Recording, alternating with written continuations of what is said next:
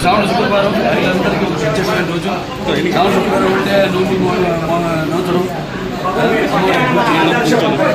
అలాగే ఈరోజు నిన్న స్వాతంత్ర దినోత్సవం రోజు అక్కడ మా బసవతారక ఎండోమెట్రిక్ క్యాన్సర్ హాస్పిటల్ ఏదైతే అమ్మగారి పేరుతో ఉందో అండ్ రీసెర్చ్ ఇన్స్టిట్యూట్ హైదరాబాద్లో మేము అక్కడ జెండా ఎగురవేయడం జరిగింది. అందుకని నేను ఇక్కడ కావడం ఇవాళ నాన్నగారి పేరుతో నిన్న అమ్మగారి పేరుతో ఉన్న ఆసుపత్రిలో జెండా శుభ్రం చేయడం ఇవాళ అనుకోకుండా ఇక్కడ అన్న క్యాంటీన్ అదే ఏదైతే అన్న అంటే ఎవరు ఇంకా మరి దానికన్నా మరి ఆయన ప్రారంభించడం జరిగింది. అక్షయ పాత్ర వారు ముందుకు వచ్చారు, వాళ్ళతో టైఅప్ అయ్యి ఈ యొక్క అన్న క్యాంటీన్ ప్రారంభించడం రమేష్ గారి 5 రూపాయలకి టిఫిన్ కానివ్వండి, మధ్యాహ్నం లేకపోతే రాత్రి భోజనాలు కానివ్వండి. అలాగే ఇప్పుడు నిన్న గుడివాడలో ఆయన ఒక ప్రారంభించడం జరిగింది ఒక అన్న క్యాంటీన్.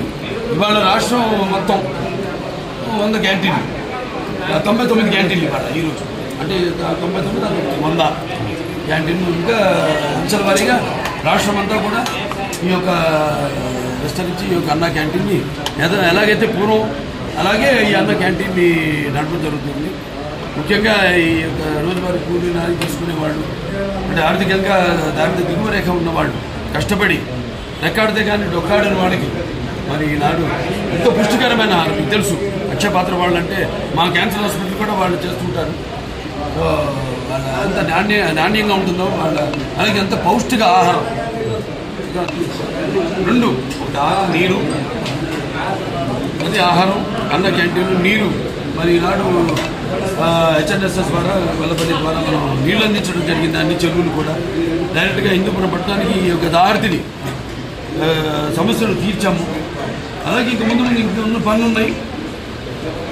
మీరు చేసుకున్న అదృష్టం మళ్ళీ మీరు తిరిగి తెలుగుదేశాన్ని పార్టీని అధికారంలో తీసుకురావడం.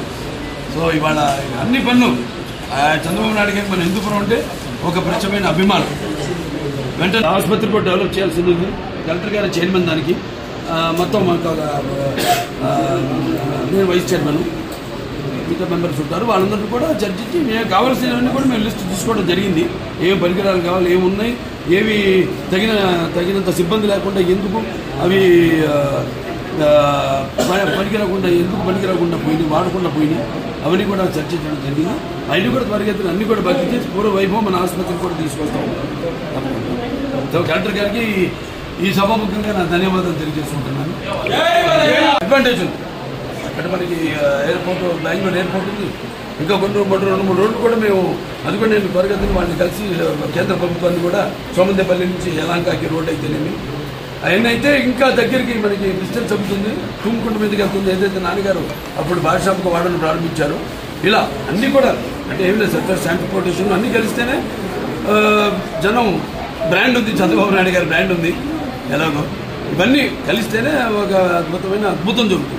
సో అద్భుతం త్వరగతిన చేస్తామని ఈ సందర్భంగా తెలియజేస్తాం. చూద్దామండి, తీసుకెళ్ళా ఆయన దృష్టి తీసుకెళ్ళాం అంతవరకు.